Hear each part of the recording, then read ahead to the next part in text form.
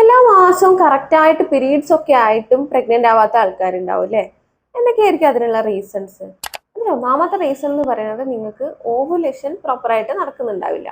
അപ്പോൾ ചില കേസസിൽ ഇതുപോലെ എല്ലാ മാസവും പീരീഡ്സ് ആവുന്നുണ്ടാവും, പക്ഷെ ആ സൈക്കിളിൽ ഓവുലേഷൻ വരാത്ത അനോവുലേറ്ററി സൈക്കിൾസ് ആയിരിക്കും. ഇനി നിങ്ങൾക്ക് എല്ലാ മാസവും ഓവുലേഷൻ നടക്കുന്നുണ്ട്, അല്ലെങ്കിൽ എഗിന്റെ ക്വാണ്ടിറ്റി ഒക്കെ ഓക്കെ ആണെങ്കിലും ആ റിലീസ് ആവുന്ന എഗിന്റെ ക്വാളിറ്റി കുറവാണെങ്കിൽ, അതായത് ഇപ്പം നിങ്ങൾക്ക് വരുന്ന അണ്ടം ഒരു സ്പേമുമായിട്ട് കൂടിച്ചേരാനും ഇംപ്ലാന്റേഷൻ നടക്കാനും ആ പ്രഗ്നൻസി മുന്നോട്ട് പോകാനും ഒക്കെയുള്ള ക്വാളിറ്റി ആ എഗിന് ഇല്ലെങ്കിലും നിങ്ങൾ കൺസീവ് ആവില്ല.